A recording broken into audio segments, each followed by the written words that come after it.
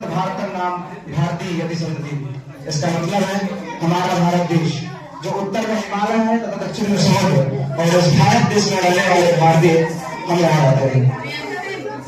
माँ सरस्वती और इस मंच को नमन करता हूँ और यहाँ उपस्थित आप सभी को प्रणाम करता हूँ। मैं नीरज चौधरी आज आपकी समक्ष इस गणतंत्र दिवस के पर्व पर अपना वक्तव्य प्रस्तुत करने आया हूँ और मेरा विषय है पेट्रियोटिज्म एंड नेशन बिल्डिंग, राष्ट्रभक्ति और राष्ट्र निर्माण। यदि आप मुझसे पूछे कि राष्ट्र क्या है तो मैं कहूँगा मैं राष्ट्र हूँ, आप राष्ट्र हैं। और यदि इस देश की आबादी 140 करोड़ है तो यहाँ का हर नागरिक अपने आप में 1/140 करोड़ हिंदुस्तान है। कोई भी राष्ट्र नदियों, पहाड़ों, पर्वतों से नहीं बल्कि वहाँ के नागरिकों तथा उनके संस्कारों से मिलकर बनता है। यदि मैं राष्ट्र की तुलना भवन से करूँ तो देशभक्ति वो बुनियाद है, वो नींव है जिसके बिना भवन खड़ा नहीं हो सकता है।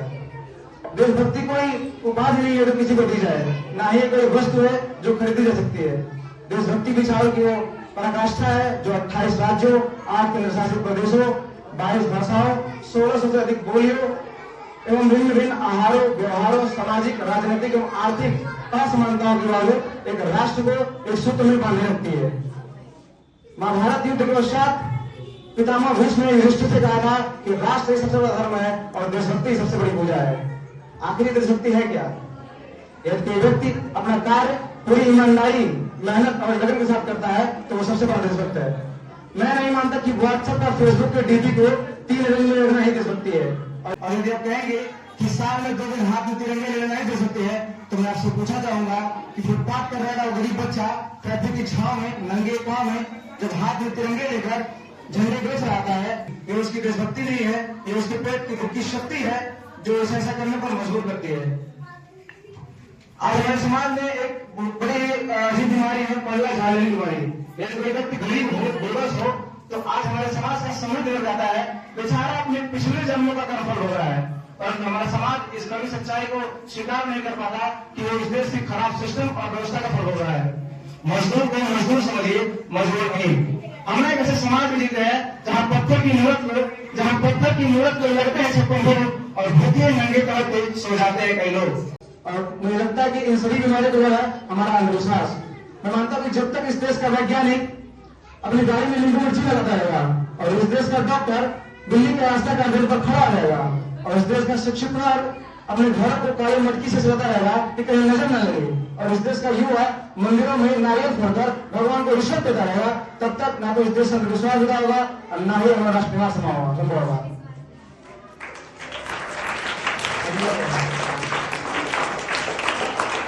हम शहर से सुखों के लिए गांव ढूंढते हैं, हम शहर से सुखों के लिए गांव ढूंढते हैं। बड़े अजीब से लोग हैं जनाब, हाथ में कुल्हाड़ी लेकर सामान ढूंढते हैं।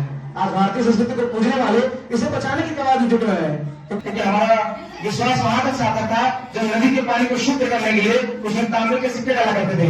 परंतु हमारा विश्वास आज वहां अंधविश्वास में तब्दील होता जाता है जब हजारों करोड़ मूर्तियों पर खर्च करके बेहिसाब पूजा की सामग्रियों के साथ प्लास्टिक को भी नदियों में विसर्जित किया जाता है। और हम ये समझ नहीं पाते कि गंगा मैया को पूजित कर रहे हैं या गंगा मैया को प्रदूषित कर रहे हैं।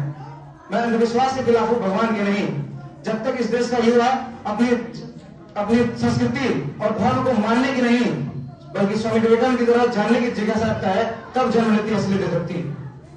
यदि हम अपना राष्ट्र निर्माण संभव करना है तो हमें एक शिक्षक को रटाने की बजाय सिखाने पर जोर देना होगा, उसे याद करने की बजाय सोचने और सिखाने पर जोर देना होगा। हमारा राष्ट्र निर्माण तब तक संभव नहीं होगा जब तक इस देश का युवा अपने 4x4 के छोटे से स्क्रीन पर अपने कोमल उंगलियों के घर्षण मात्र से रील देखता रहेगा। हमारा राष्ट्र निर्माण तब संभव होगा जब हम अपने किसानों को मजबूत बनाएंगे, पानी उनकी आंखों में नहीं खेतों में लाएंगे। जब जमशेद जी दादा इस देश के रोजगार के सृजन में अपनी स्वयं की संपत्ति को समर्पित कर देते हैं, वो है असली देशभक्ति। जब इस देश के गरीबों मजदूरों के द्वारा कमाई गई आमदनी को मोबाइल रिचार्ज के लिए उनसे हजारों करोड़ की कमाई करके उन्हें लूटा जाता है और 5000 करोड़ की बेफिजूल खर्च शादी में की जाती है। और इस देश के सफल सेलिब्रिटी और नेता लोग शादी में जाकर आराम कर रहे होते हैं, ऐसे आराम कर रहे होते हैं गरीबों के पैसे पर, और इस देश का युवा वहां कर रहा होता है। तो ऐसे युवा को देशभक्त नहीं करता। आज हमारे देश में गुटखा, शराब, सिगरेट बना हुआ आज करोड़ों का मालिक है। मुझे लगता है कि देशभक्ति वो है कि जब एक गुजरात की जूनागढ़ में है एक गरीब मंदिरों में चढ़ाया गया सैकड़ों दूध हो उसे बचा के बर्बाद से बचा के उसे इकट्ठा करके साफ करके गरीबों में झुग्गी बनाए हैं, लोगों में बांटा नेशन फर्स्ट सेल्फ लास्ट एक भावना है। हम भगवान के सहारे बैठे हुए लोग हैं, क्या पता भगवान हमारे सहारे बैठा हो। और मुझे लगता है कि भगवान किसी का मदद करता है जो सच में इस समाज और देश के लिए कुछ करना चाहता है। लोकतंत्र को लोकतंत्र ले जाने दो, लोकतंत्र को लोकतंत्र ले जाने दो, इसे जाति तंत्र या धर्म तंत्र ना होना है। क्योंकि भारत एक ऐसा भाग है जहाँ अलग अलग जातियों और अलग अलग धर्मों को फूल मिलते हैं। हमें उन व्यापारियों की जरूरत नहीं है जो अलग अलग फूलों को डालियों से अलग करें। हमें उन मालियों की जरूरत है जो अलग अलग फूलों को सलीके से सजाकर बात की सौंदर्य वृद्धि करे। क्योंकि जो चांद करवा चौथ का अर्घ लेता है वही चांद ईद की तरह देता है। चांद ने कभी महसूस नहीं किया हिंदू और मुस्लिम, क्योंकि चांद को वोट नहीं चाहिए।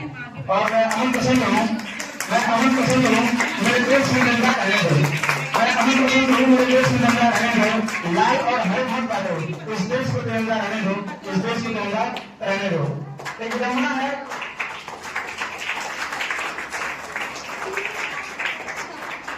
एक जमुना है हमारे समाज में। क्या हमारे समाज में हिंदू पैदा होते हैं, मुस्लिम, सिख और ईसाई पैदा होते हैं, परंतु बदकिस्मती से इंसान पैदा नहीं होते हैं। और मुझे लगता है कि ना हिंदू की जरूरत है ना मुसलमान की जरूरत है, और राष्ट्र निर्माण के लिए एक अच्छे इंसान की जरूरत है।